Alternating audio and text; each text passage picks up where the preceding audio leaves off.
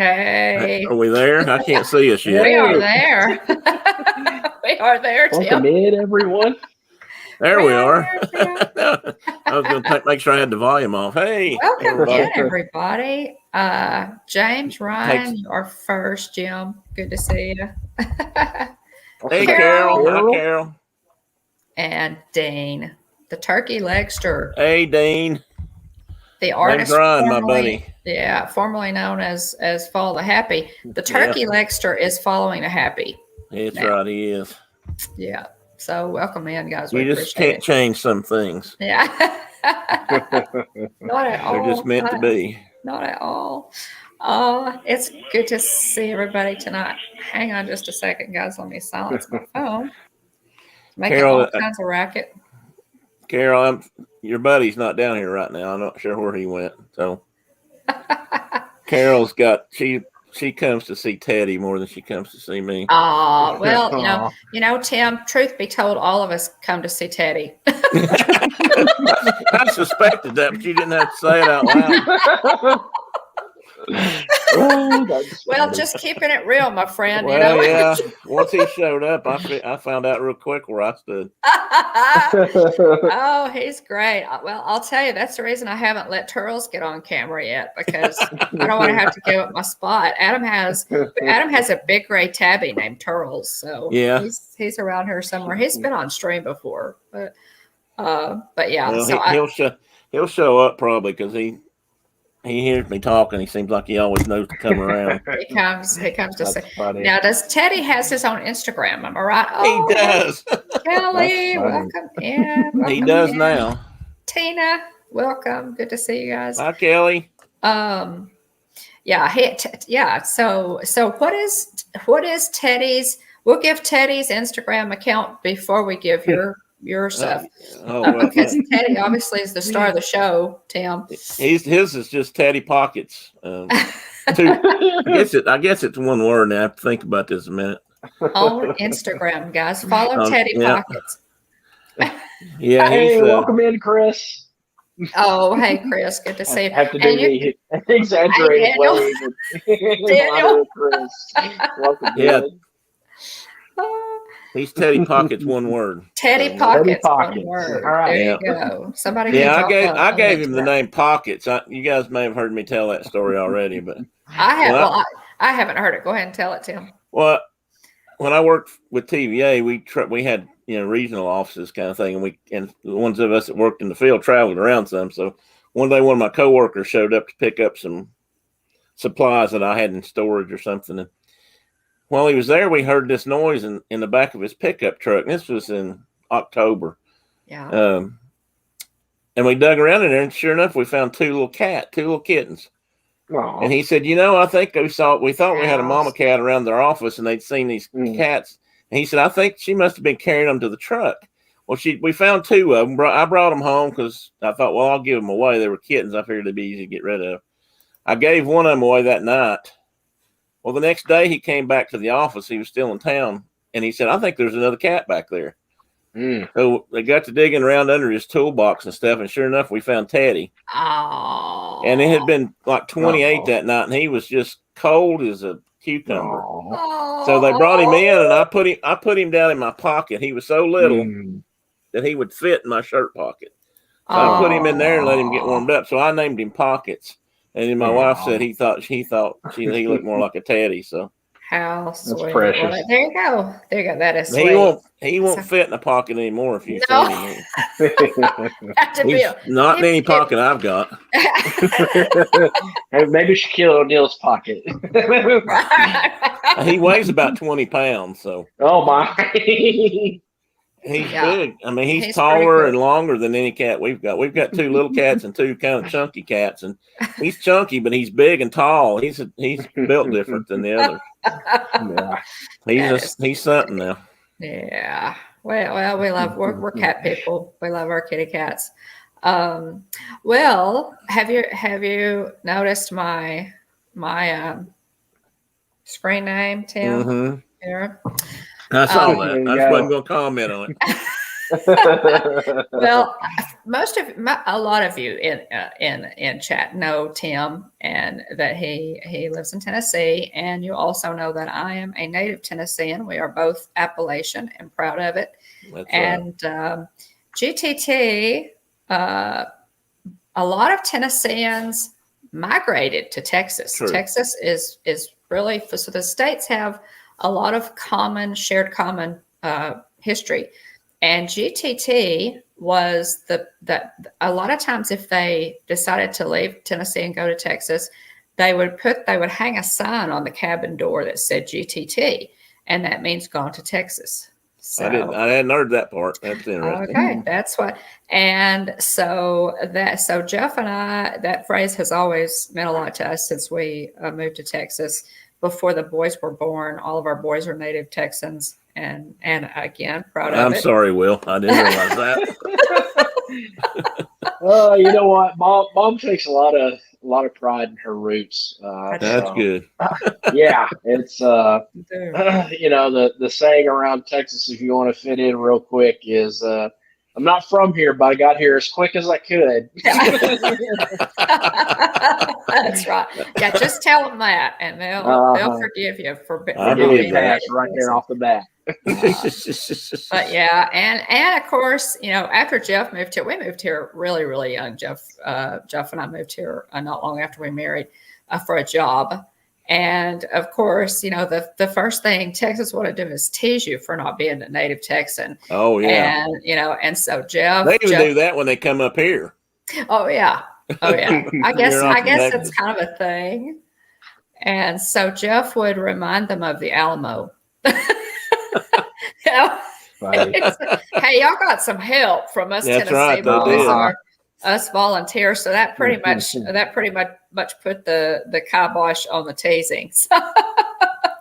There used to be an old guy, and I don't know if you know where it's at, Limestone, Tennessee. It's upper end of the state, but never been. There's a little store up there along the road, and this guy used to work there, and people would come in because that's where Davy Crockett was born. It was down along the river there in Limestone, and or near Limestone Creek. And hey, Amy, people would come by and ask where that was at. They'd be going to look for it or touring it or whatever.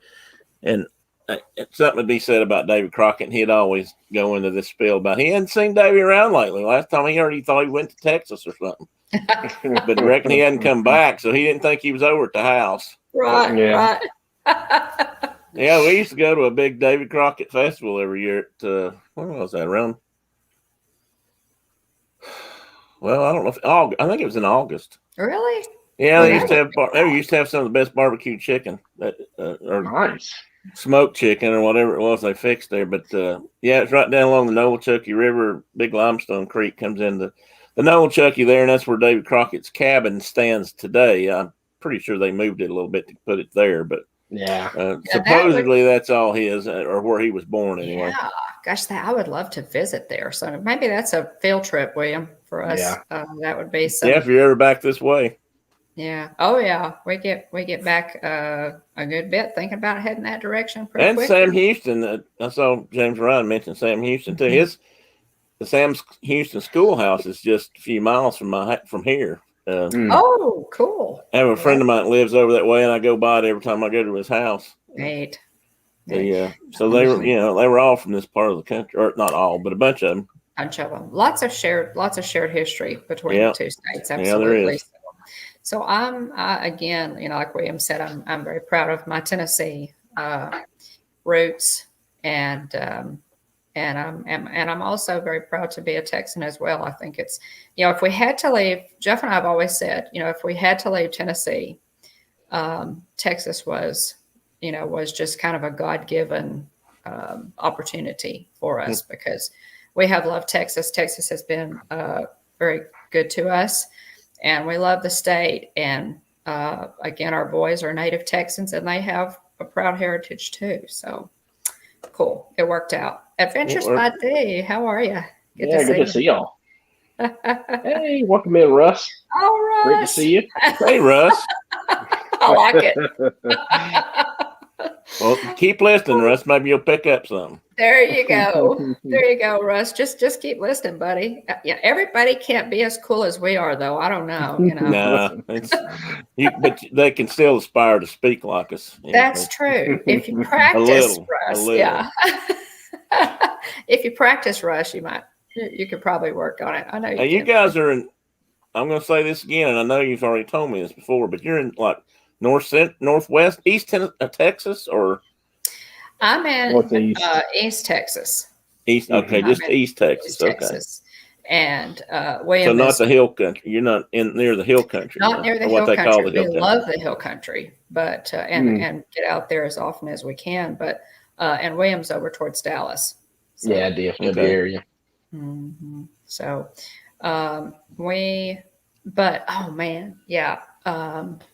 Texas Hill Country over around Austin. We absolutely love to go to Austin and San Antonio. Such a beautiful. You know where San Angelo is? You probably. I mean, I used to work on airplanes that all were built in San Angelo at one time. They were a Japanese aircraft that was brought to San Angelo and put together, assembled here, and then sold in this country. But I see. That was their. I don't know how that happened, but that's where they were. Of course, there's a lot of aviation industry in Texas. Yes. General Dynamics and I don't know who all else, but Bell Helicopter. Bell, yeah. Yeah. Russ, did you tell me that? You may have told me that you were raised in Tennessee and then moved to Indiana. Oh, you know what? I think he told me that too. In Kentucky. Yeah.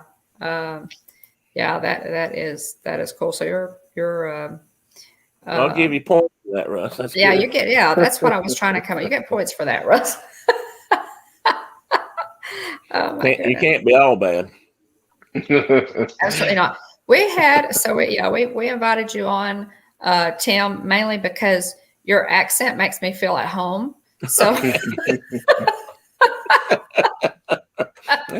So I invited you on to get to hear you talk.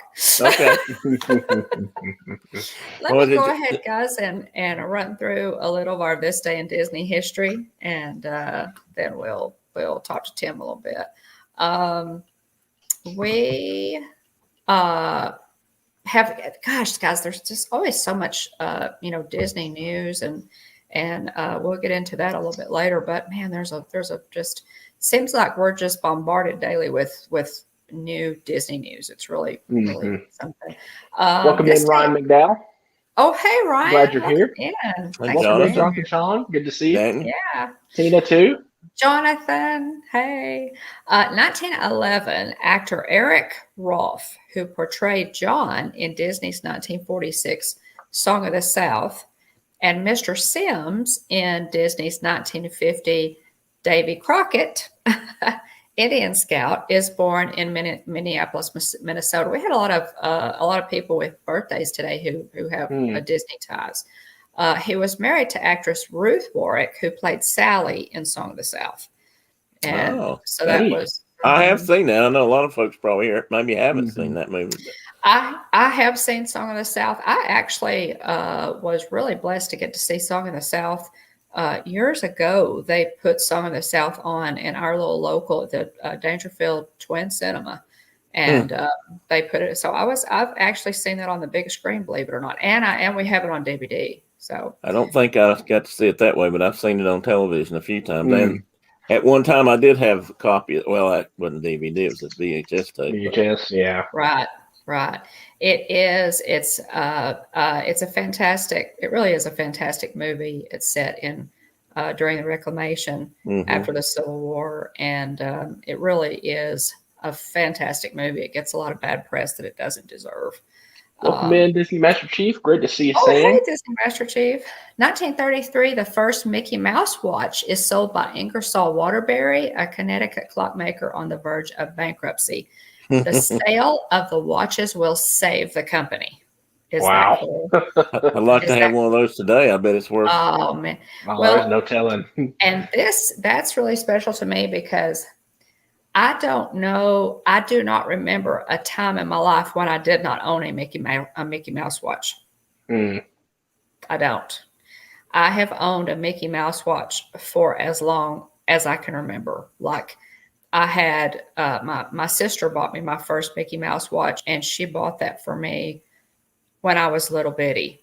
And so it's kind of, Mickey Mouse watches are a thing with me, and it's kind of cool when I wear them to work. I've worn them all my life, and it's kind of fun when somebody notices, in a professional setting that you're wearing a Mickey Mouse watch, and it's been the source of some really neat interaction, and people pick up on it, and you have an instant Disney connection. So it's kind of cool.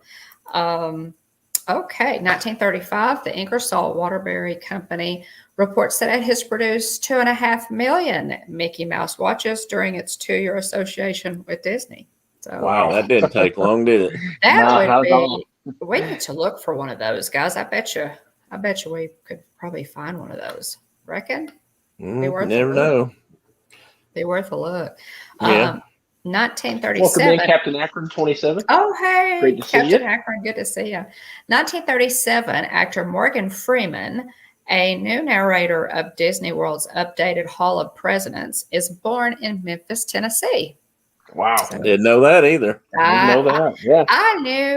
I knew that Morgan Freeman was born in Tennessee. This is Tennessee, not just for you, Tim. Yeah. But I had forgotten it until I read the cream this. always rises to the top. Well, obviously it does. Great quote from the Macho Man. 1953, pianist, vocalist, comedian, and entertainer, piano Bob Jackson is born. Robert J. Jackson in Ohio. Happy birthday to Yeehaw Bob. Yeehaw Bob, of course, plays at Riverside's or did at Riverside. Hopefully will again. River Roost Lounge at Walt Disney World, Port Orleans, Riverside, and when all the whole blip happened, Bob has not come back. Is Port Orleans open? I have no idea. I don't think it's open yet. I'm not sure it is. I heard there was somebody talking about that the other night in chat, but I don't remember if they said it was or about to open. I'm not sure. Somebody in chat may know. At last check, it was not open, but I am so hoping that Piano Bob it's called Piano Bob Jackson, Yeehaw Bob. Russ says not open yet. No. But yeah, you can find him on social media.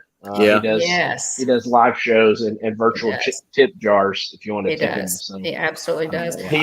He is so good. Wow, he's incredible, and I hope that he gets a chance at least to come back for a while and perform and go out on his own terms. On his own terms. Yeah, I do too. He is a Disney legend. He was voted a Disney legend, and so he wears the special blue name tag as a Disney legend. And folks, he's fantastic. So there's probably a lot of video out there on Yeehaw Bob. So look him up. He also has a YouTube channel. So by all means, look him up on YouTube. He is amazingly talented man. Corey Meets World had a really good interview with him too back last year.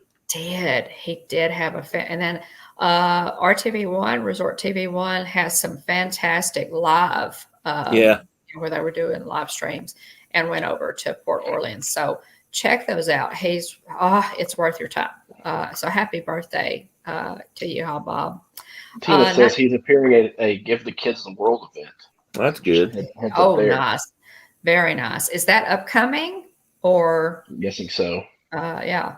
Gosh, that would be fantastic. Yeah, because they're back up. I think they're back up to, I don't know if we're up to full speed or not, but I knew they were opening back up and things were getting started back down there. Right.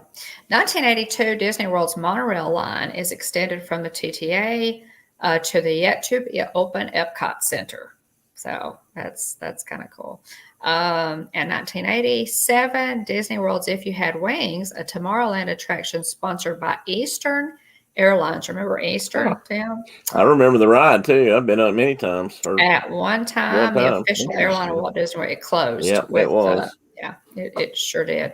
With Eastern Airlines under Frank Lorenzo. And I remember that whole kerfuffle, in dire financial straits, it opted not to extend its 15-year sponsorship of the attraction. So I really hated to see Eastern go. Eastern. Yeah, me too. I knew a few people that flew for them, so. Well, my sister had worked for them. Mechanic for them too. My sister flew. Was a flight attendant for 25 years, and her with Eastern. Not with Eastern. She was with Central. Is where she started with Central Airlines. She started like right out of high school as a flight attendant, and then she married a pilot.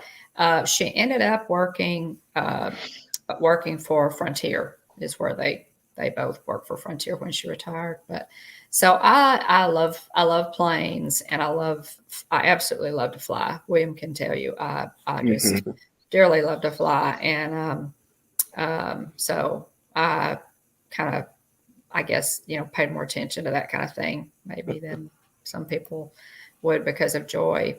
But my sister Joy. So welcome in Monarch Moments. Great to see you, Garrett, Michelle. 1994 Mickey Mania Parade debuts at Walt Disney World. Do you remember the Mickey Mania Parade, William?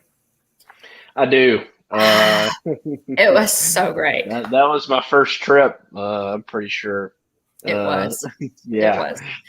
It was. And it was the Mickey Mania Parade had just as cool a song, like a little theme song, as Booty You. I mean, I can hear that. Mickey Mania. It's Insania. Mickey Mania. It was fantastic. I could hear it. So yeah, that debuted at Walt Disney World. I have to see if there's any chance Rob Fuzz has that one. Maybe. I bet he does. I bet he does. I'd love to see footage out there. Yeah. I'll have to make a note of that. Y'all remind me of that. Y'all to check. Aloha, Lena. Mickey Mania. 1996 actor Tom Holland was born. So it's a happy birthday to Tom Holland, Spider-Man. And in 2000, the original Main Street Electrical Parade begins its season of nightly performances in the Magic Kingdom. Yeah, we saw that while it was there. Yeah. Very nice. And then after that, did it go back to Disneyland at all, or did they retire it after that? I think it bounced around a little bit, and then they were. Yeah, it did. Same with Spectral Magic. Yeah, I don't know that I ever saw the Main Street. No, I would have had to have seen Main Street Electrical Parade and then Spectral Magic. Most of the, as we started going, William, as you got into high school and we started going more often, it was Spectral Magic. So was the 94 trip Spectral Magic? Jeez. I was trying to think. You've got camcorder footage of the nighttime show. I think it was 93. I'm positive because we were there 92 and 93, and I'm pretty sure 93 had Spectro Magic, but I could be wrong about that. I don't think you've ever seen the Main Street Electrical Parade. It's always been Spectro Magic. Yeah, I think so. When we went, and that's again Disney. If you're listening, nighttime parade, please. We need bring it back. Yeah, we should. It's interesting. A lot of the feedback I saw from that initial trailer or little ad that they put out for the 50th, and it's kind of sprinkling all the magic and everything. Somebody's, I think some of the headlines I saw was like Disney celebrates 50th. ... without nostalgia, with zero nostalgia. Interesting. That's a shame. I hope that's not entirely true before it's over with. Same here. I'm definitely hoping that they can pay homage to some of their roots, and that we can get maybe some old fireworks shows or old nighttime shows or old shows or something. I just at least the nighttime parades. I know the first time we went down there when they didn't have one. Yeah. At least I'm pretty sure they had stopped them by then, and it was kind of sad. I can't say we lined up every night to see it, but we always had the option. Yeah, for sure. And that's the thing is that for me, I mean that's one of those moments as a kid that that just sticks with you. Just seeing all the characters and the floats and the lights and the music at night. It's one of those things that just burns in your memory. Well, and that's, when I went to Disneyland, I saw the Main Street. I think I was 12, 13 at the time, maybe. And the Main Street Electrical Parade was in Disneyland. That was one of the things that I love the most, because I just remember standing there just stunned, because I had never seen anything like that. And the magic absolutely just reached in and grabbed me. I was hooked from that moment on, because I just thought, this is the most magical thing. I remember crying. I cried the first time I saw, because it was so happy. It was just so happy. And I remember that. It's just etched in my memory as seeing the Main Street Electrical Parade at Disneyland for the first time. So that's one of my favorite Disney memories, actually. Speaking of Disney memories, Tim, guys, Tim Pruitt, follow Tim on YouTube, Instagram, and Facebook, right, Tim? Yes. So Tim has a YouTube channel. I think Facebook, it's Tim Pruitt 1957. Okay. Maybe some of our ghost hosts could drop Tim's. Yeah, I'm sure somebody can find it. Please. And you go live on Saturday mornings at what time? At 10 a.m. And it's called Saturday Morning Shine. Saturday Morning Shine. It's kind of a play on the whole thing of Tennessee and moonshine.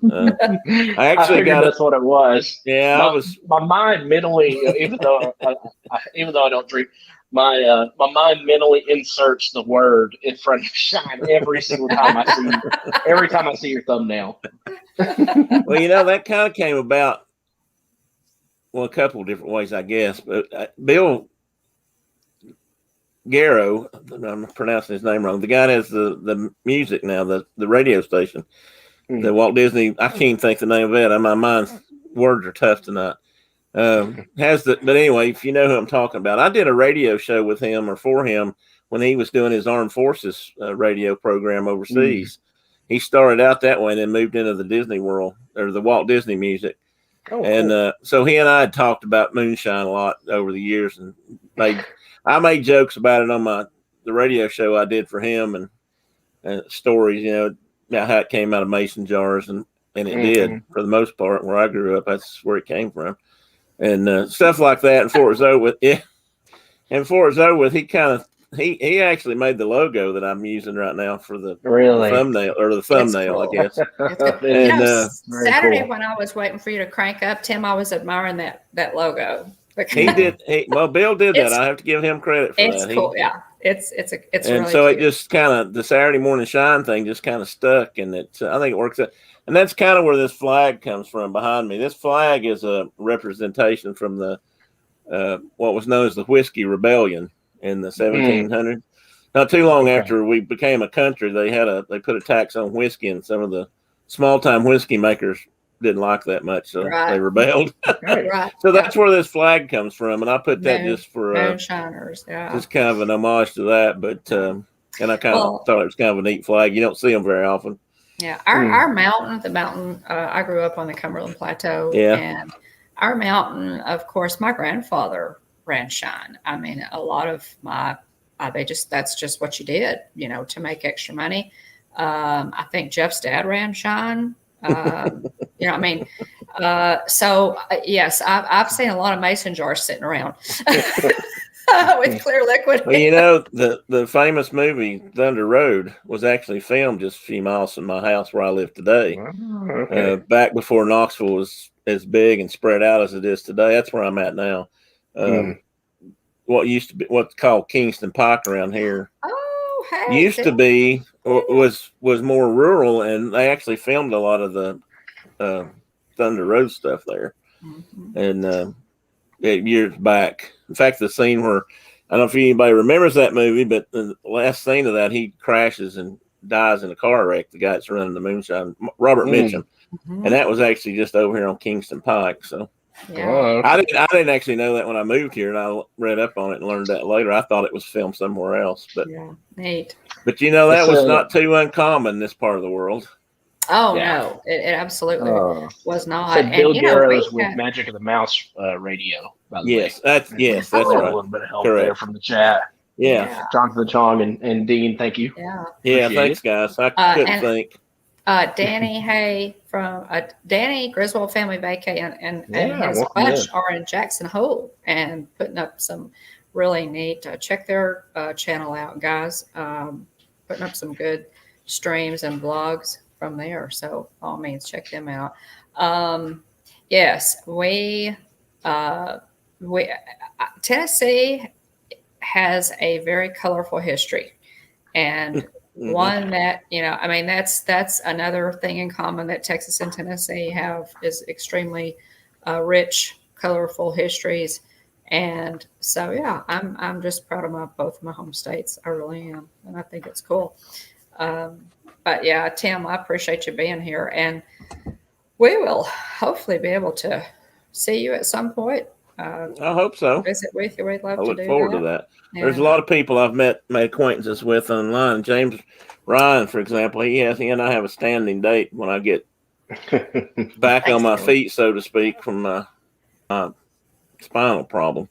That we're going to meet in front of the partner statue in Magic Kingdom. There you go. Shake that's our hands. meetup spot. Yeah, that's our usual. I'm looking forward to that. So I've told him I will be there sometime this year. Yes, Alvin York was from Tennessee. He was. In fact, he was from just west of here on the plateau. Yes, he was amazing. A trip to his interesting fellow. Old place is worth your time. Very interesting, very interesting.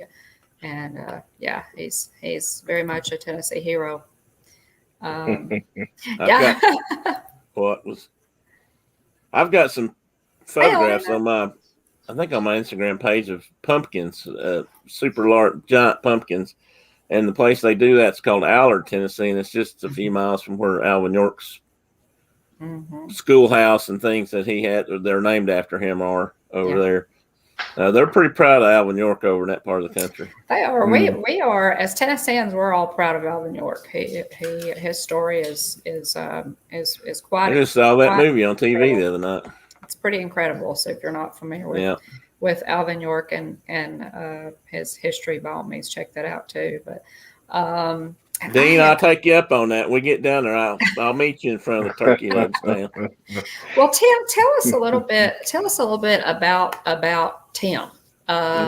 Anything personal that you like to share with us, and then part two of that question is why do you love Disney so much? What started your Disney love?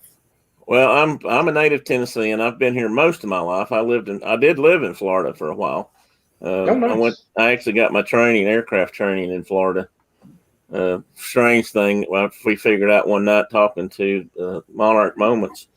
Michelle actually I went to the same university down there at some point in time, different times. I'm much older than her, but we both went to Embry-Riddle Aeronautical University. And when I went there, it was primarily a pilot training center and a mechanics training place. But I think she was there for engineering type stuff. But anyway, I've lived here. I lived in Nashville for about 15 years. Both my kids were born near Nashville. I worked down there. That's where I did most of my airplane work.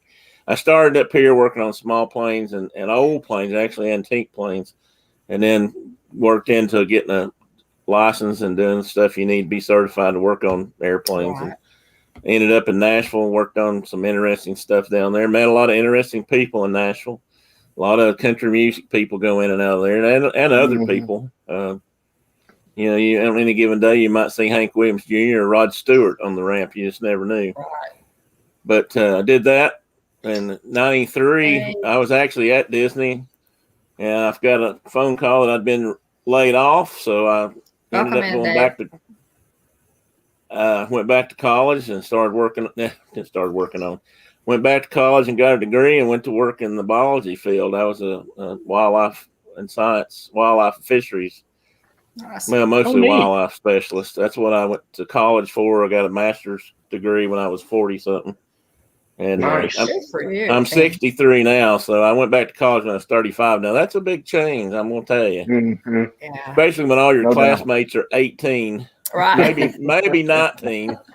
Because you take a lot of when you're 30, when you go back that age, you take a lot of freshman classes Right. to get Right. caught up. So that was interesting, but Mm-hmm. kind of nice being the oldest guy in class though, because you usually wasn't as near as hard probably stay at the top of the curve that way.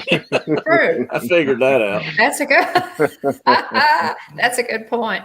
So after I actually had intended on going west.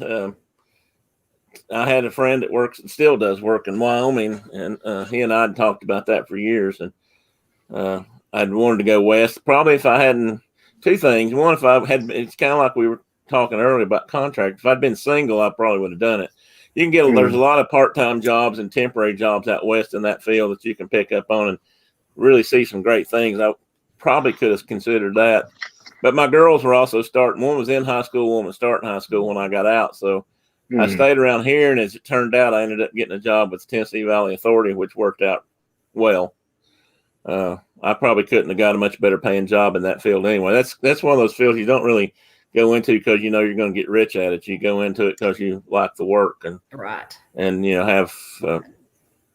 I was always very attached to the outdoors, so that was actually something I wanted to do back before I went to work on airplanes. But back then, everybody said, "Oh, you'll never get a job doing that, and you need to find another, get another job." So, Right. an airplane, I'm a gearhead from way back. So working on airplanes and motorcycles and cars and stuff, I love to do that too. So it fit right in. So I did that for another 20 years, and then the year before last, I retired. I was having some back issues. I actually got injured and I had had an accident where I injured my back at work when I was still in Nashville. And for a long time, it just kind of bothered me once in a while, and then it kind of got progressively worse. And then on top of that, they found out I had asthma, and I was just struggling. I was out in the field a lot, so it was becoming difficult to keep doing the job and especially not enjoy it. So yeah. So I figured it was time to go, and I had enough time in to make it livable. So that's where I'm kind of at today. And hey, Garrett, welcome. I've been thinking about the YouTube thing for a long time, off and on, and I finally got the courage up to attempt that through encouragement from several friends I've met online. Josh Triple P has helped me some. The Lynn Project helped me get going. Other people too. Have given me some hints and clues, but I got doing that, and that's kind of where we are today. But I thought my headphones quit. They were just telling me how much charge they had. There you go. Both my girls now live around here. Like I said, my wife and I have been together for, I'm going to say 43 years. And if I'm wrong and she's listening, she'll let me know, but it's close to that.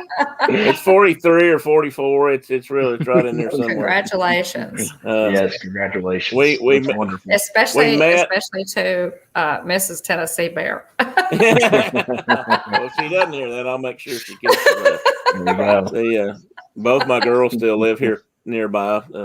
One of my daughters is currently a pet groomer. She's been doing that for a few years now. And neat. Although she's got a rumor that she's thinking about going into my oldest daughter is has history major in college, art history or something. She does antique appraisals now and works with a local antique dealer / auctioneer company that's gotten pretty big in this area. So I heard that my other daughter may be going to work for them too. So we'll see. But they're both close, so that's good. We don't have to travel too far. That's nice. My wife's mother is still living in Johnson City, which is east of here a bit, about 100 miles away from where we're at. Both my parents passed away in the last couple of years. So, and her father passed away 2 years ago, I think. So it's just down to us and her at this point, pretty much. But you know how families are in Tennessee, or probably like this everywhere. But I came from big families. Not my family. We had one brother. It was just two of us. But my mom and my dad both came from big families, eight or nine brothers and sisters kind of thing. Right. So family was always a big deal to us back then. We traveled. Holidays were always spent traveling, and not that we had to go too far because a lot of them still lived in the holler, as we used to say. But So anyway, that just kind of how we got going. My Disney stuff kind of took hold when I'm going to guess somewhere between the ages of 6 and 10. Okay. Because that's when I first started being able to see it on TV. Uh-huh. Or remember it. I may have seen it before that, but Wonderful World of Disney, Tim. Oh yes, absolutely. Yeah. And in fact, I remember the first time I ever saw it in color. Yeah. We finally got a color TV. Right. I mean, we really did watch black and white TVs. That's all we had. Oh yeah. Well, that's I watched them too. I remember. And Wonderful World of Disneyland and Wonderful World of Color and the various names it had over the years were I loved it. I fell in love with it.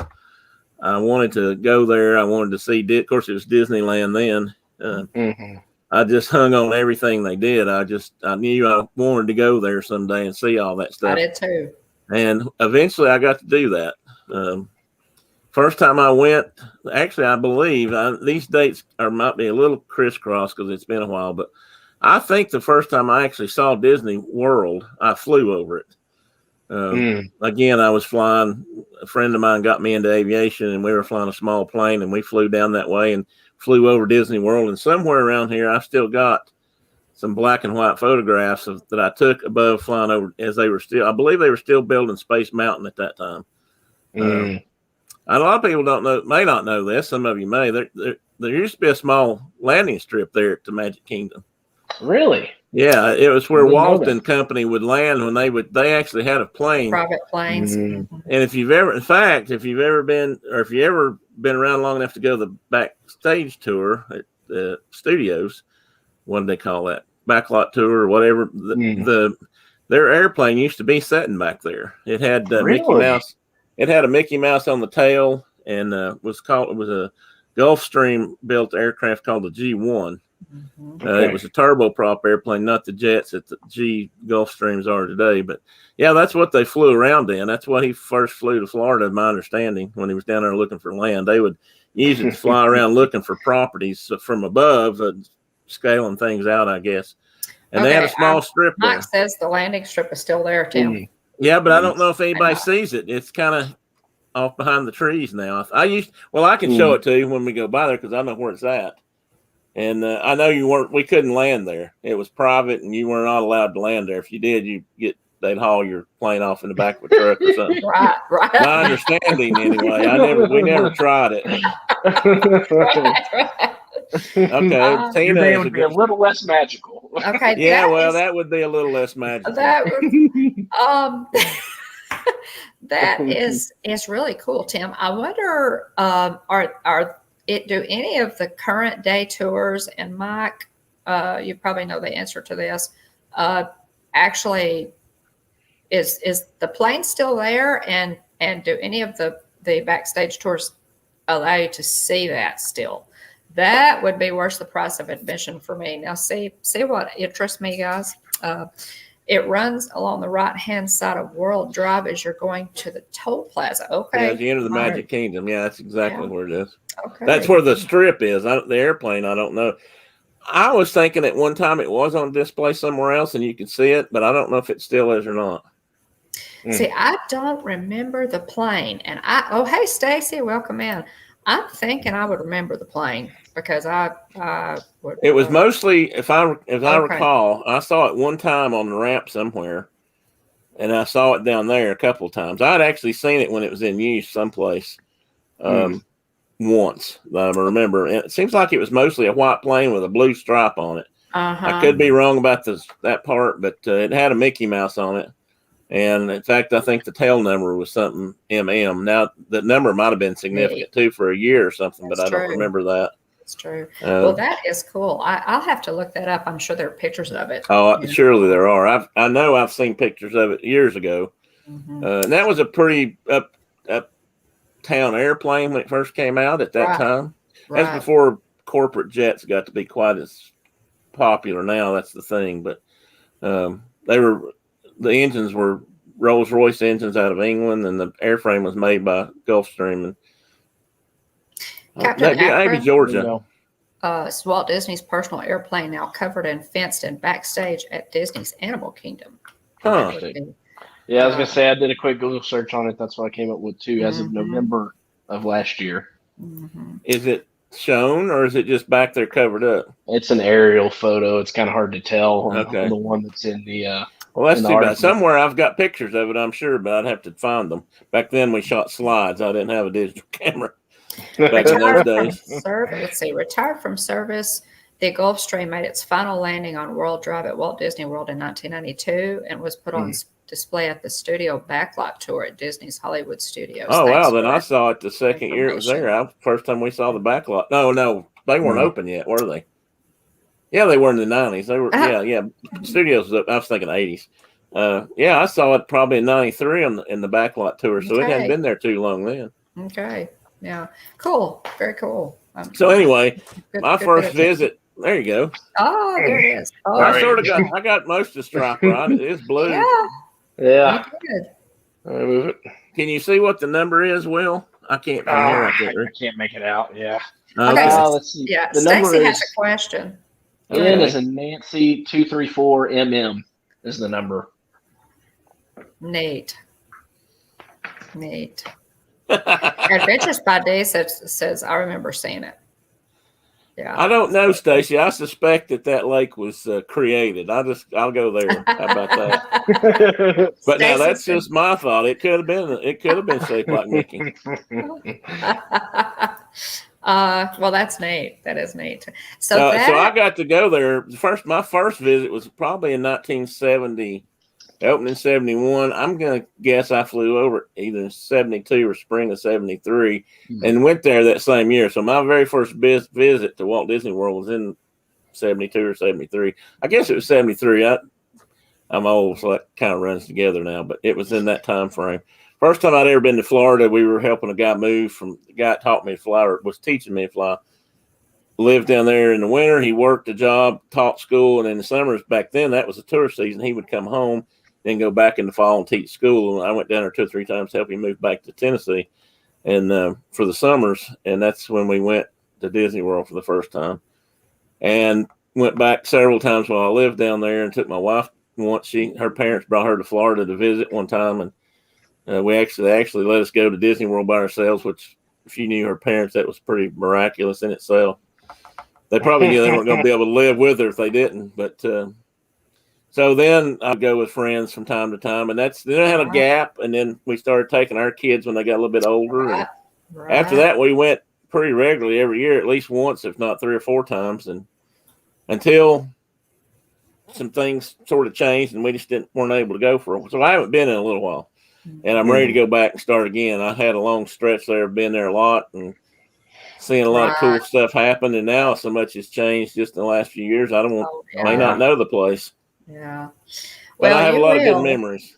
You'll know it, Tim, but they've with a whole lot of cool stuff added. Yeah. Oh, yeah. I can tell that. So much, so many. I can't wait. We can't wait to go. We were just talking about it today. I mean, I'm not going to beat this into the ground, but I don't know if you know this or not, but last year I had a spinal cord issue happen last July. Oh. And I couldn't walk for almost 6 or 8 months. I was, good heavens, I won't say paralyzed, but I couldn't really use my legs. My left leg was completely dead, and the right leg was iffy, and it came back. So I had surgery in December the 10th, and they got in there and cut a piece of bone off my spinal column. It was pressing into my spinal cord. So I'm rehabbing, and slowly but surely my legs are coming back, and I'll be up and around. I am up and around more now today. I do water therapy now, which has helped me tremendously. So it's not going to be too long before I'm back at Disney. Even if I have to ride a scooter around half the time, I'm gonna be there. There you go. Absolutely. So it's going to happen. Hoping it's going to happen this year. I'm just afraid that when I get ready to go, it'll be so crowded because nobody's been in a year and a half, or most people haven't, that won't be able to get in, which is another topic I want to ask you guys here before we leave. Thanks, Dave. Sounds good, Tim. Well, yeah, and you should try to go. And it's going to be interesting, Tim, to see, as Disney begins to open up. I'm predicting, and most people are, of course, that 2022 will be one of the most heavily travel years. Oh, I think so. I don't think there's any doubt about that. So, but I still, I'm like you. I'm kind of hoping there are going to be some little windows in there that that we can sneak in and still, the crowds won't be too high. I don't know. We may not get lucky on it. Yeah, it may be a little while. It may be a little while. I mean, there's part of me wishes I could have gone back 6 months ago when there was nobody there. Whenever they opened back up, but. At the same time, there's so much not open. I'm kind of hesitant to go for a little bit. I kind of want things to get back up to speed. I mean, I'm spoiled in that way. Going without a fireworks show and everything's not open. I mean, we like to go to Harbor House when we're at Magic Kingdom. It's closed. And, just little things like that make a difference. Tracy Glenn calls it Disney Lot. Yeah. So, Tim, of all the folks in the community, we really want to see you at Disney World and hang out. Just Jim. Well, I can't wait. You and I have a date, James, so we'll make that. We can make a proud declaration. Yeah, James and I are both 1957 babies, so we both have that in common. We have that in common. Well, he's a little bit younger than me, but by a few months. I had no idea until now what a great year 57 was. It's a great year. It's an amazing year. Is that the year that the Jeep were released? Was 1957? The what? The Jeep. The first Jeep came out. Not the first Jeep. That might have been the first one when they came out with the Wrangler. Yeah. Or wait a minute, did they call them Wranglers back then? I don't remember. I don't. I have to think about that for a minute. The civilian versions, though, that might be right. Yeah. No. I mean, the military had Willis Jeeps in World War II. So thanks, Elena. Yeah. I appreciate that, Elena. I know everybody is, and I appreciate that. I'm sure it's helped. There's no doubt. Well, we are, Tim. We want to see. I'm getting there. I'm so much closer. There you go. I mean, I really couldn't get out of bed for a long time. It was very difficult to do anything. I crawled to get through the house, and Tim. but I've come a long way since then. Yeah, you don't really know how bad things can get to. You can't do what you've always done all your life. Yeah. But once they found something, they told me, they said, well, this is not real big. There is some chance that it might not fix all the problem. And I said, but what's the chances? He said, well, it's probably going to. I said, let's do it because I can't live like this forever. Yeah, I want some relief here. Let's get something done. So, and of course, in the process of that, now I'm also nursing a bad knee because when I fell, and I fell several times pretty bad when this happened, trying to get up and just different things happened and still trying to figure when your legs quit working, it's kind of hard to figure out what's really going on. And I twisted my left knee bad enough that it ripped the meniscus. So now that I have feeling in that leg again, I know how bad it hurts. So that's going to come up next, but I can live with that for a while if I can just get everything else.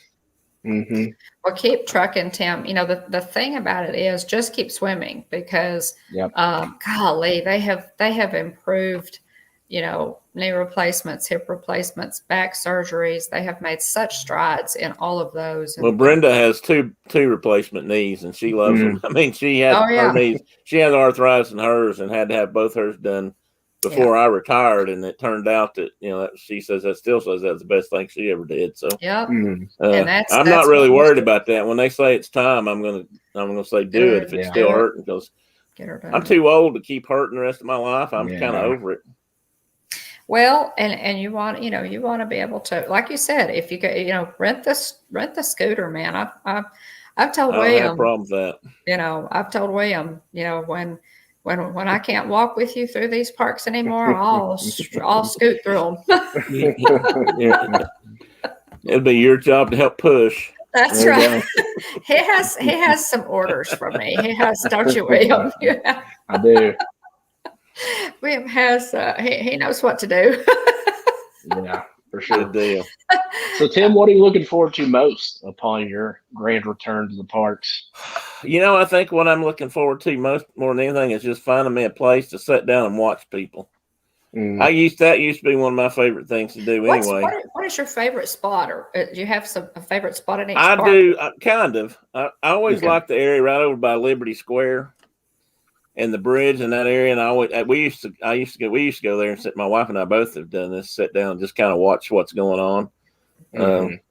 I've always kind of been attached to that area. I'm a big history buff, so I've always enjoyed that part. You may or may not remember this, but there used to be, Disney World and Disneyland, I believe, Magic Kingdoms, used to have an antique store in the Magic Kingdom. It's now called, it's a Christmas shop now. Oh, okay. Johnny Tremaine's Silver Shop is the sign outside, or it was. And it used to be full of antiques. And of course, some of them were real high end antiques at Disney World. But they were real antiques. They weren't just made up prop things. But and they had people that could talk to you about yours if you had a Disney collectible. I actually went in and talked to a guy. I've got a couple of 8mm films that I picked up somewhere over the years. We did at antique stores or something that were. One of them is an Alice movie. If you know who Alice was, the first life animation with the live characters in them. That was one of Disney's first successful shorts. Oh, wow. Was with the Alice movies, they call them, or the Alice series. And I found one of those, and another Pluto movie I called the Dog Wash, I think is the name of it. So I took them down there just to see what they were worth. We just asked the people there, and they would tell you.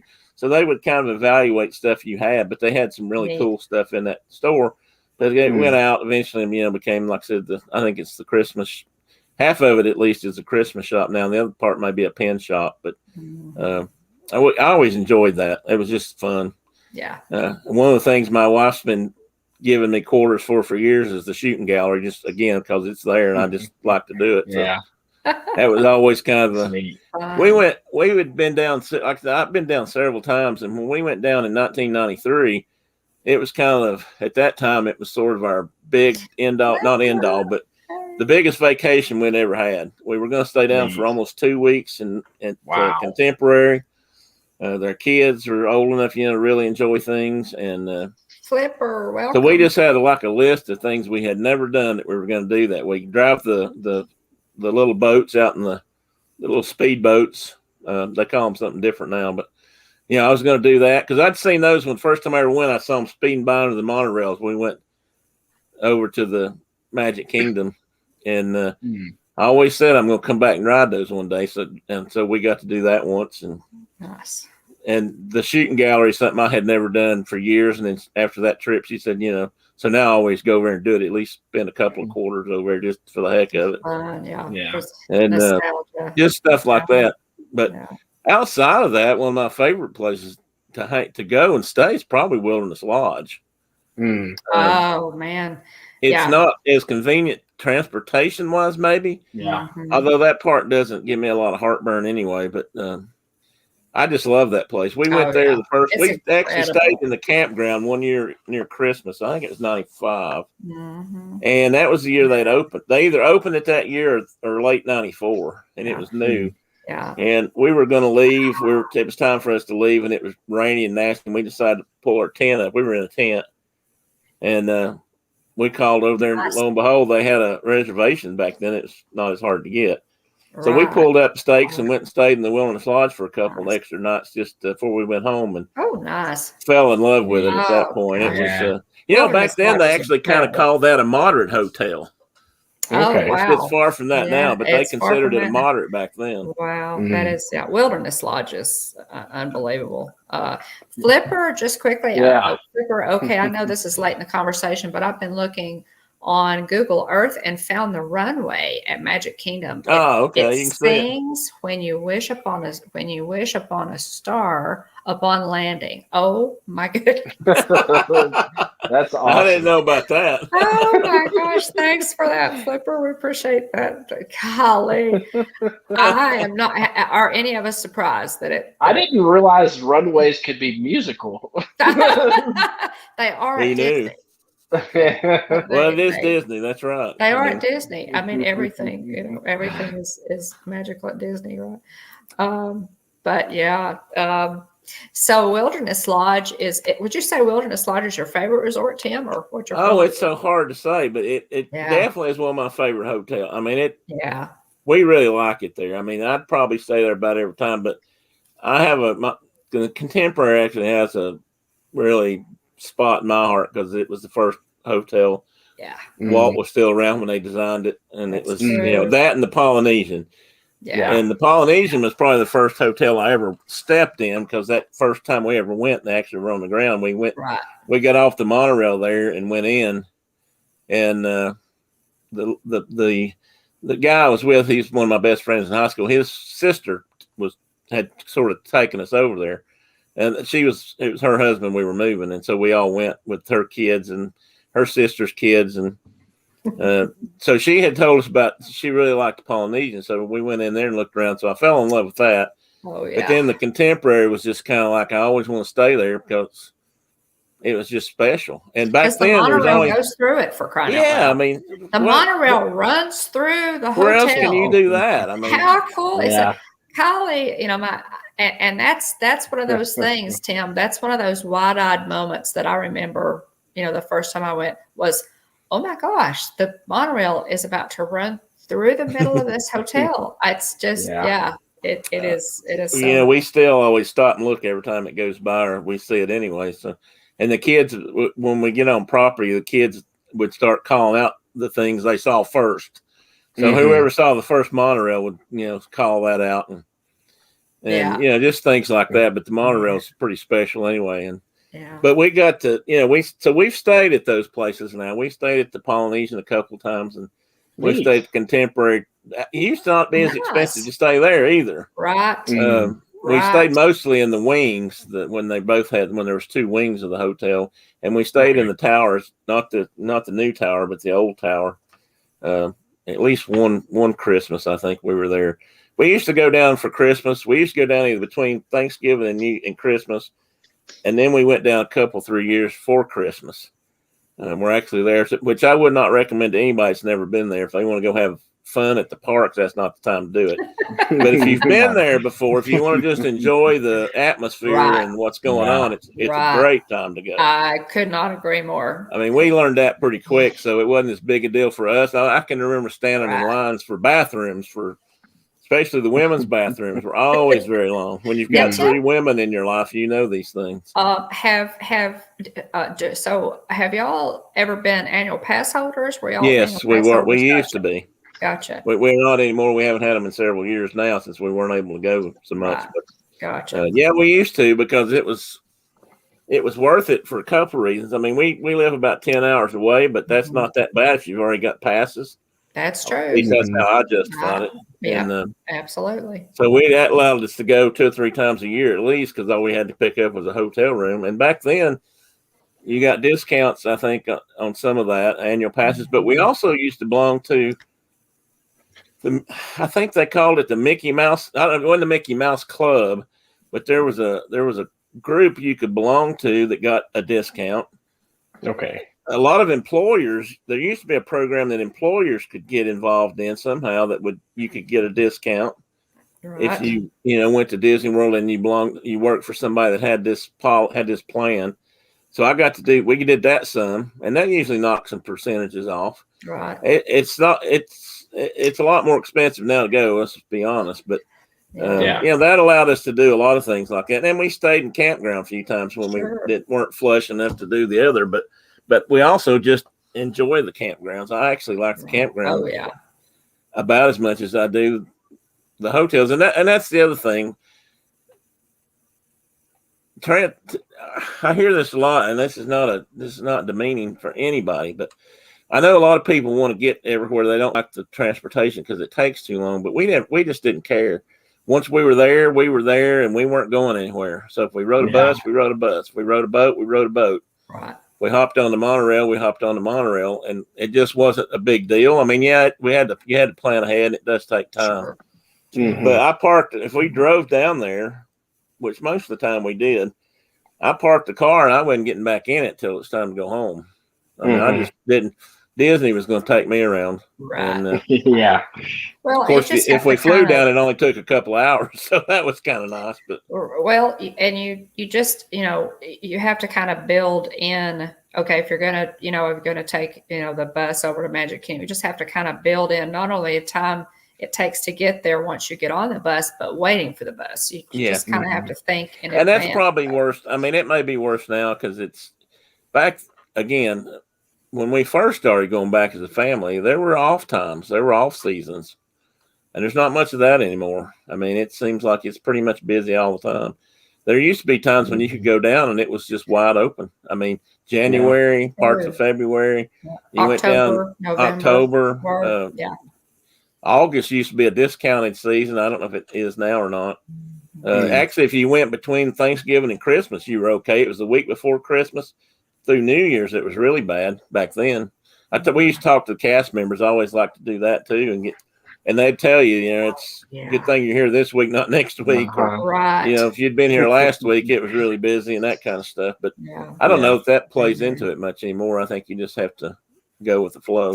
Well, it was kind of getting that way before the blip, Tim, and now post blip, I think we'll see kind of a different normal. I think we'll see, we'll see what happens with the changes that they make. The park reservation system, I don't think is going anywhere anytime soon. So I think that was a question I had for you earlier.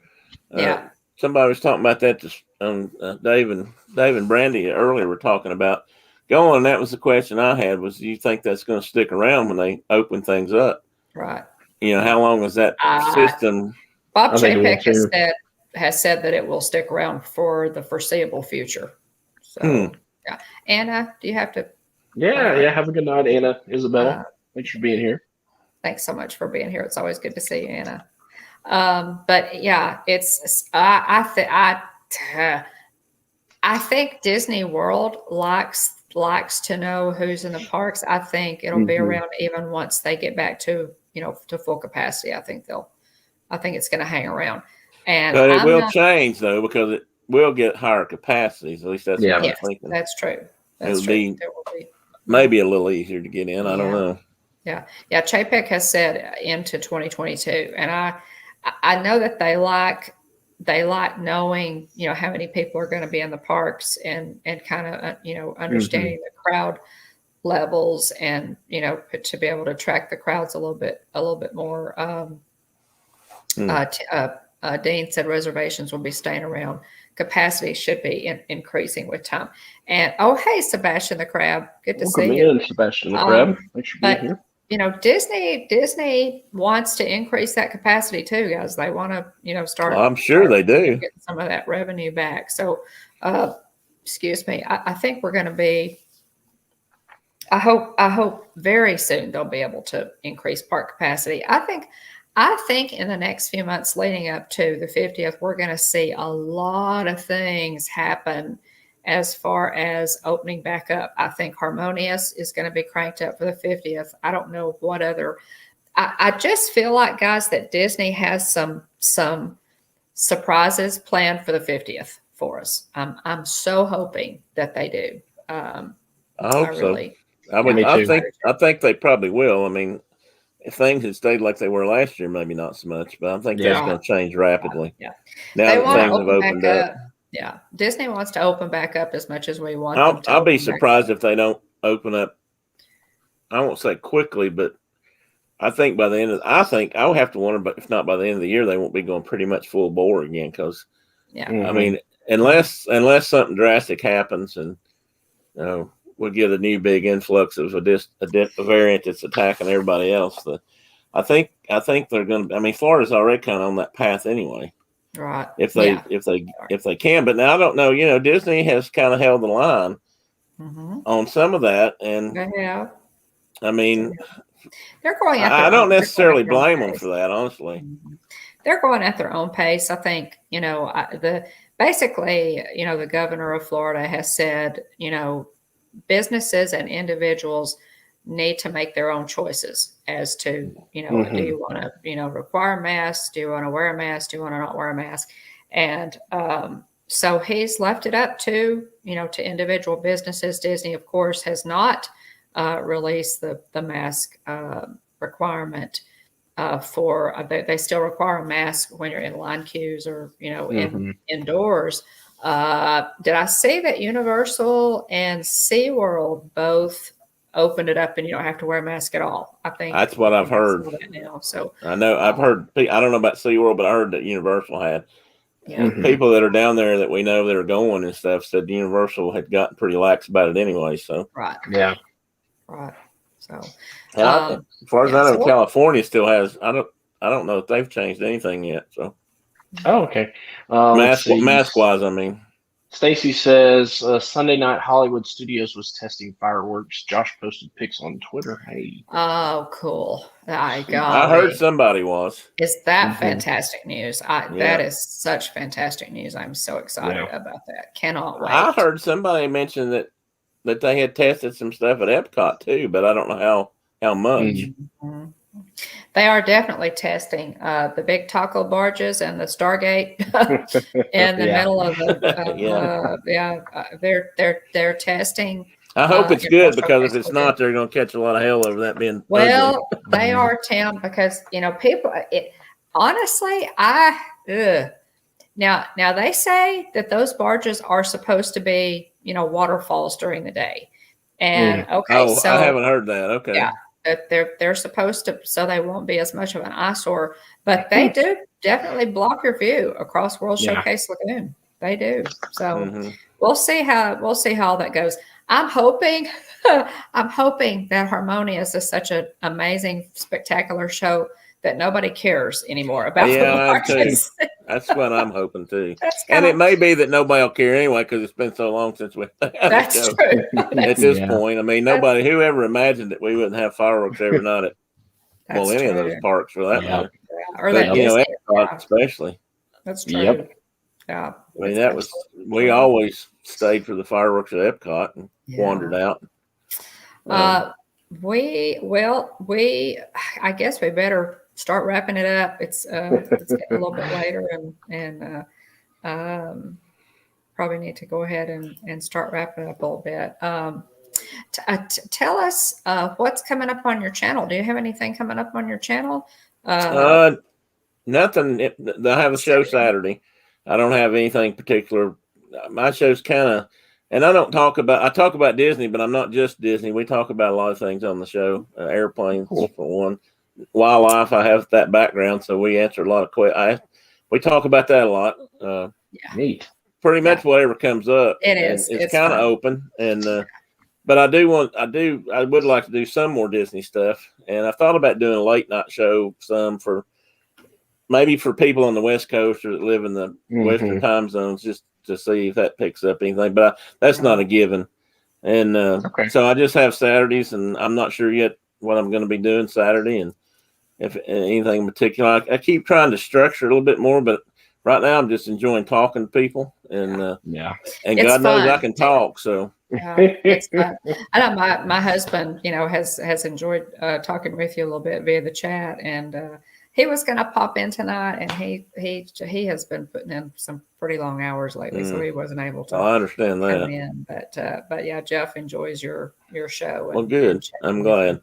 And it's been a lot of fun. It's just a nice, relaxing, grab a cup of coffee and tune in with Tim Pruitt on Saturday. Yeah, that's kind of what I wanted it to be, and we'll see where it goes from there. When I get back healed up and I get back on the road on my bike again, I'm hoping to do some vlogs for travel stuff on my motorcycle. But around here, especially, there's so much around here that not that other people don't already show stuff like that, but maybe give my perspective on some of it. Yeah. And I just have that's the other goal I have, is to get back on my bike and start riding again. There you go. Okay, so Stacy says that she's going to hold you to your. She said you're talking about doing a late stream for the West Coasters. So. Yeah, she said, and her, even though she's not a West Coaster. I wasn't putting it that way. She's a night owl. I wouldn't cut you out of anything. Besides that, I'm not big enough to cut out anybody. Everybody would be welcome. Yeah, that's the thing. I could do it too, because especially since I've been laid up, my night hours and sleeping is about halfway reversed. Sometimes it's. I sit here and I do stuff, and next thing I know, it's 1:30 in the morning, or I'll tell you, 3 o'clock in the morning, and I think, oh my goodness. You can go live, Tim. There's somebody up. I guarantee it.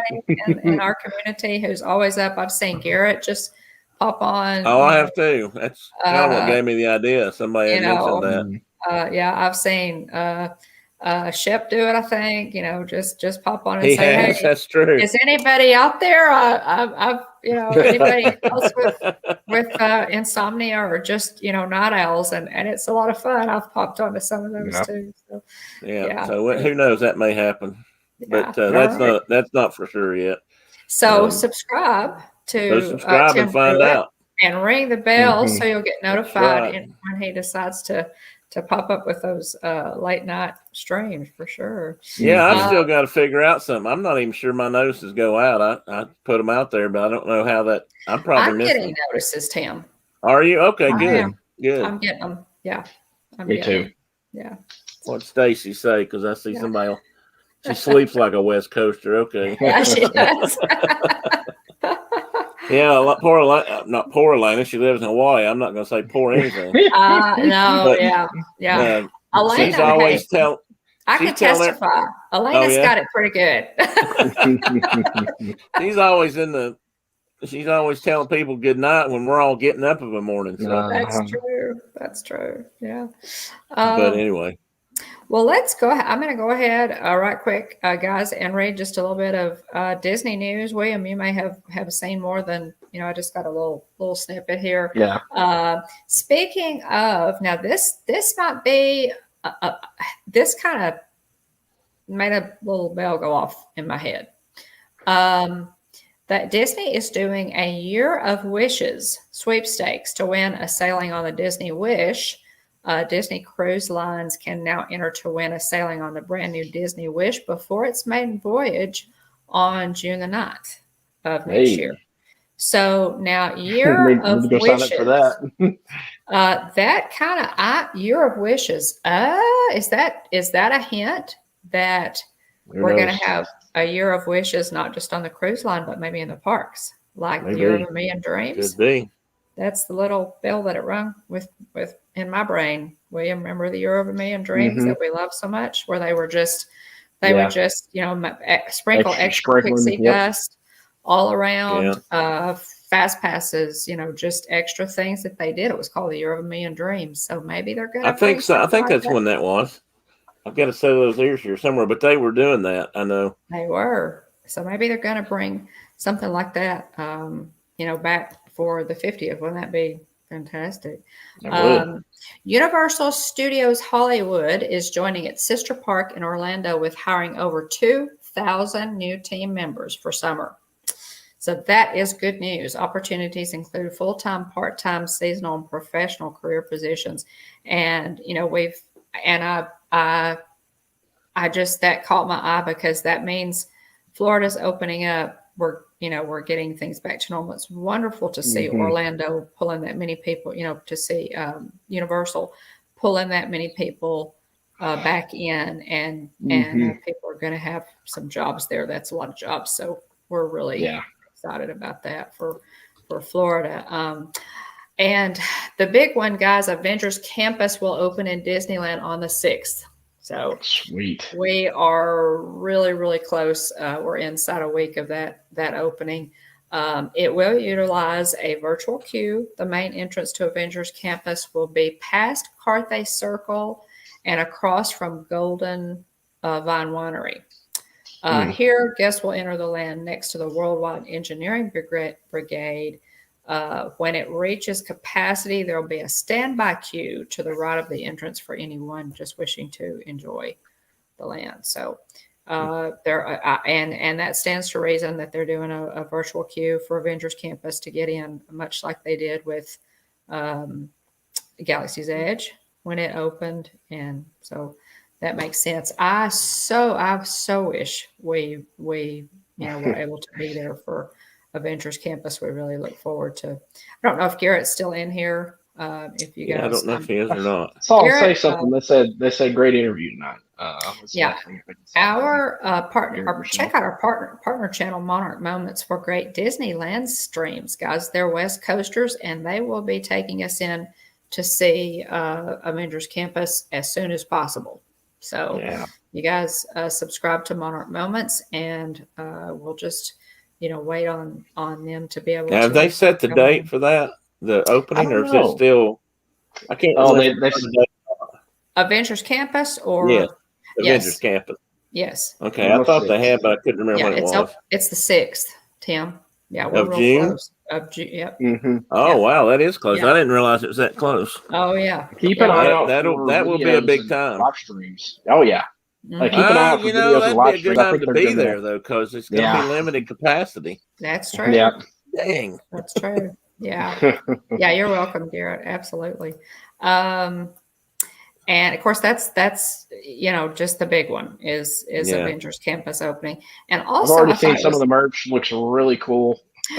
Yes. Now that's the thing. I want some of the merch. Yeah, I've seen videos, and they're not just I think it's called Studio 7 or something, where they're already displaying some of the merchandise, but they've even got merchandise for like the X-Men and some of the other Marvel characters that we haven't seen officially in the MCU yet. So I thought that was really neat. So Garrett, business on the side. What you need to do is start taking orders for everybody who wants Avengers Campus merch, and you can be our personal shopper. And when you guys get in there, you can pick up all this stuff for us.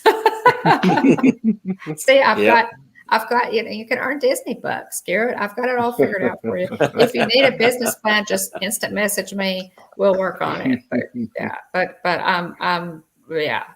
the merch should be really, really cool. Speaking of merch, there is a new Darth Vader headband that looks really cool, available at Mouse Gear and Epcot. It's $34.99. It's all black.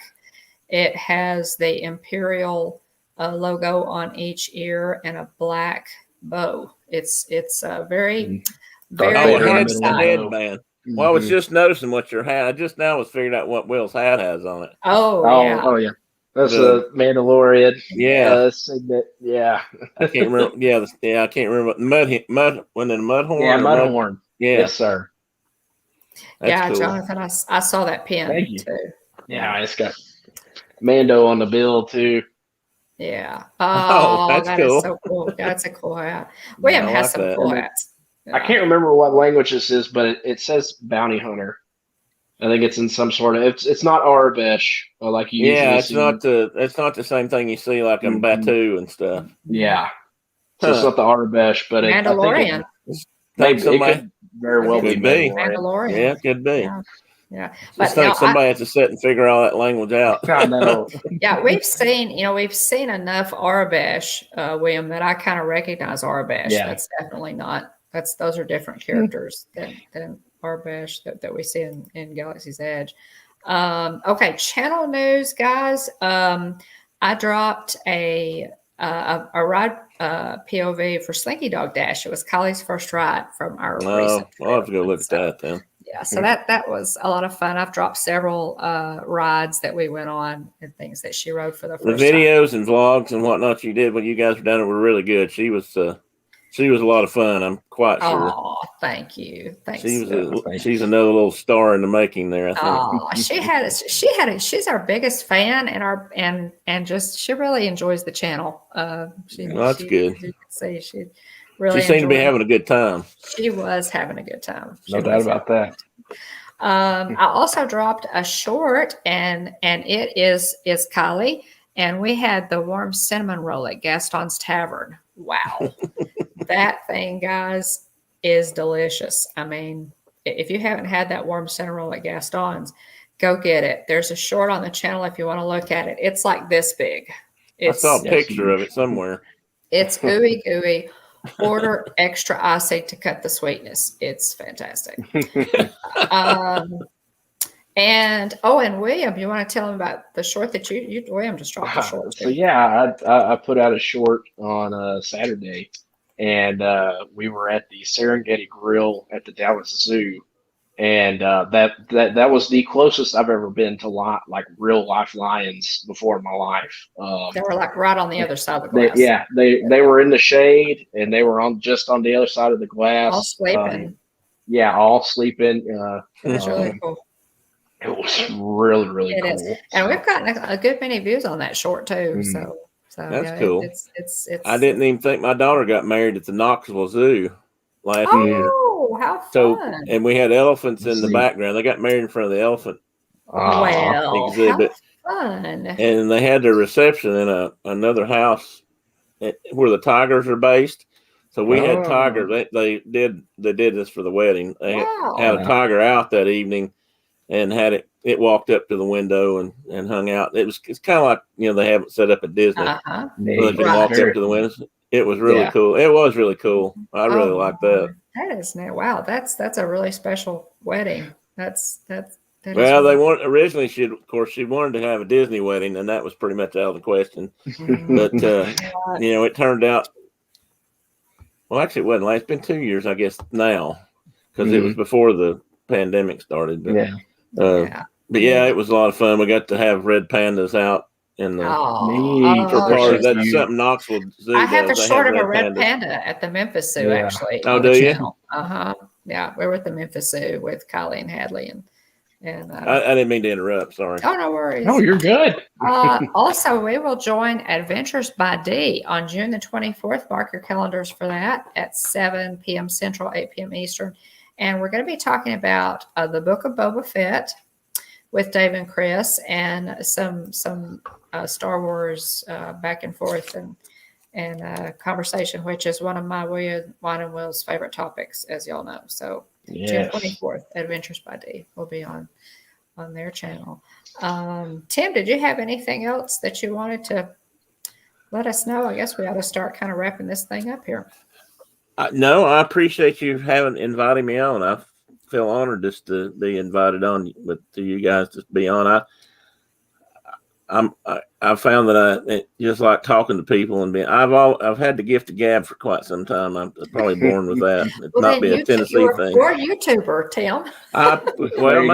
Maybe. But that was one thing I had to do. I did a lot with TVA. Was interact with public and there you go. Have meetings and lead meetings and public meetings and speak in front of people. And I don't always do so good when it's structured, but when I can just talk about things and answer questions, I usually do okay. But I've enjoyed it, and I do appreciate getting to come on. I've been lucky enough to be a guest a couple of times for a couple of people now. And and that is one thing that's coming up sometime this month on the Project Lens channel on Thursday night. I'm not sure what date it is, but we're going to be having the great spider debate. I forgot about. I'm so glad you brought this up. Yeah, I'm going to be probably the lonely spider defender. No, I'll be there with you. That's right. And I think, you said you would. I'm in a spider camp. I'm going to be my version of Perry Mason defending spiders. Yeah. There you go. It's kind of a joke. I mean, it started out kind of as a joke thing because. She hates spiders. So. Yeah, the Land Project. You guys. Yeah, the Land Project. Over at the Land Project. So that's coming up next month. Sometime, not next month. This month. I just don't know what day. I can't remember what date she's decided. It's going to be towards. Tina McNeil. And Stacey Rogers don't say a thing. Stacey's already declared herself the spider executioner, and we're not putting any spiders to death on the show. I'm telling you, spiders will be harmed in the making of this live stream. But I'll have to tell you, I'm with Tim on this one. So Stacey is already nasty. We have triggered Stacey. And if Lynn was in here, and Mike Wheeler, if you are still, don't you dare put spiders in my stream. He usually exits. He usually throws those spiders. No, helpful spider. I love helpful spiders. I really do. Because they are helpful. They have a place in the great circle of life, Stacey. That's right. They do. Have a good night, Amy. Someday you'll kill all your spiders in your house, Stacey, and some other bug will carry you away, and they'll say, "Ha ha ha! You killed all the spiders." Oh, Dean! I thought you were my friend. He said he's got to do it for Mike. Oh my goodness! Thank you, Captain. Have a good night, Captain Akron. Thank you, Captain Akron. So All right. But yeah, that's coming up. So I'm looking forward to that. So in fact, I was doing a little research tonight on that. I told her I was going to come prepared.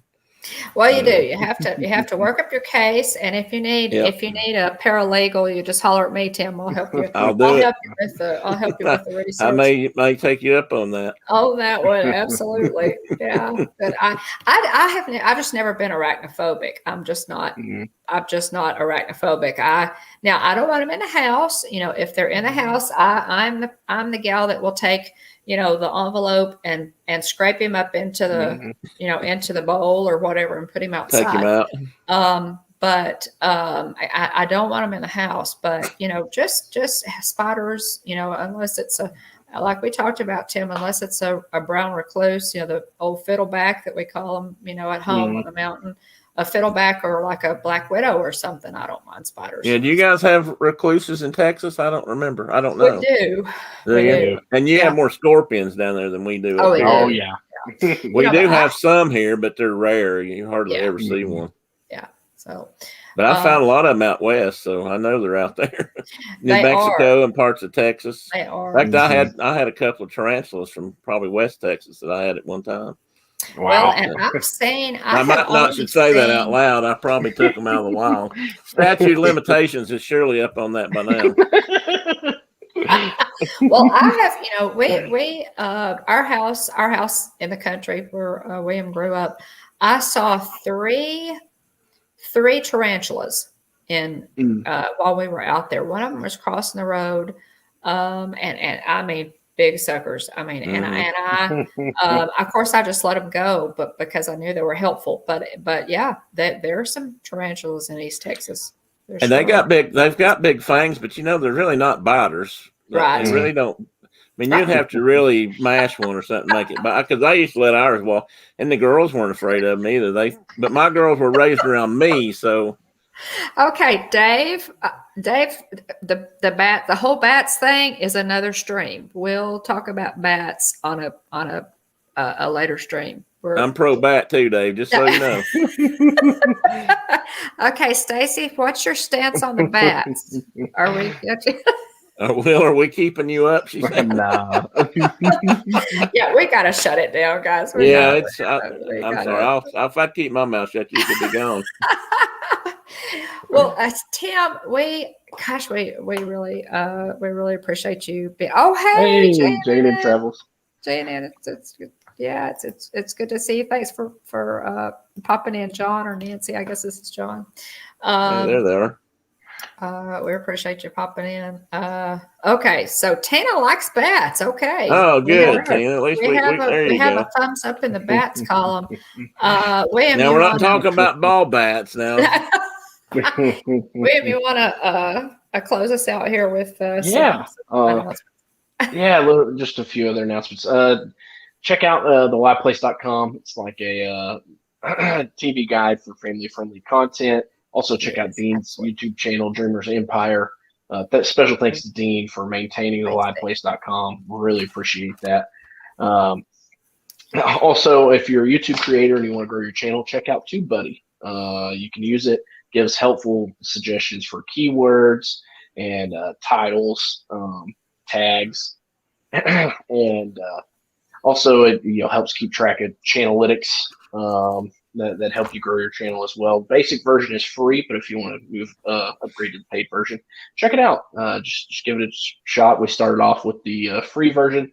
If you want to check it out. Check out our affiliate link in the description below. Absolutely. I think it gives us both a free month, so give us a look. I want to thank everyone for being here tonight.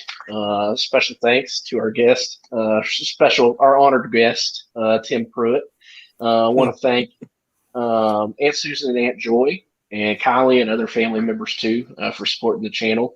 I want to thank James Ryan, Car Key, the Turkey Lakester, Disinfinity, the Mickey Bunch, Dad Builds, AJC Magic TV, T. McNeil, DCS, Adventures by D, What in the World with Russ, Ryan McDowell, Jonathan Chong, Disney Master Chief, Captain Akron 27, Monarch Moments, Elena K808, Grizzled Family Vacay, Space Mountain Dave Cantrell, Anna Isabel Zizic, Mike Wheeler, Flipper, Sebastian the Crab, and Jane N Travels. Again, as always, if I missed you in the chat, I'm so sorry. It moves pretty quick. I do the best I can to get everybody written down so I can thank you. But you're always welcome to come back next week and comment, and I'll do my best to catch you. So absolutely. Thanks again to everyone for being here tonight. Always appreciate the love, support, and encouragement from everybody.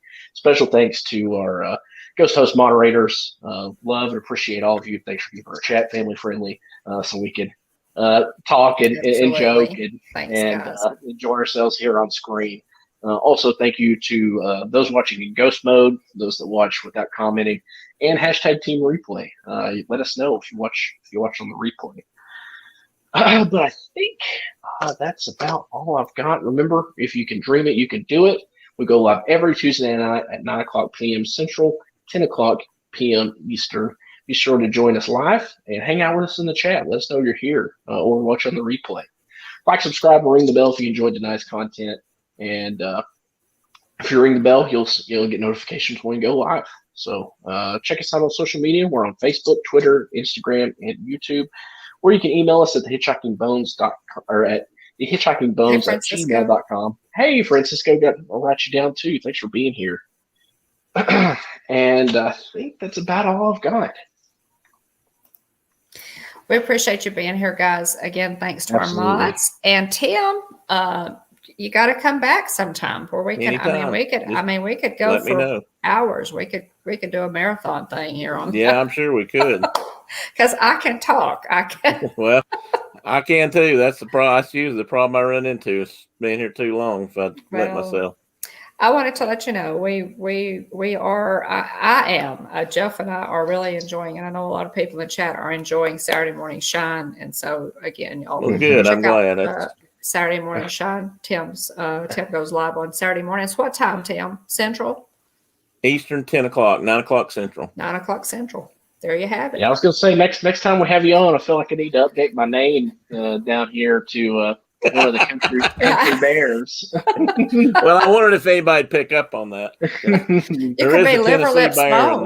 There is a Tennessee bear. But there is a Tennessee bear in the band. Tennessee bear. There is. There absolutely. You could be Liver Lips Bone. Yeah, Liver Lips Bone. Big Al. Henry. Yeah. Blood on. Yeah. We those bears, y'all know those bears are my people. Those bears are our people. That's right. So we appreciate it, guys. You got a bear armband. There you go. Yes. Yes. Cool. That cool. Magic band. You're welcome. What can I say except you're welcome? That was that the one that I sent you? That's not the one that I sent you. You sent me the one below it. You sent me the Goofy movie. I did. I sent you the Powerline one. Yeah, the Goofy movie. Yeah. Mm-hmm. So cool.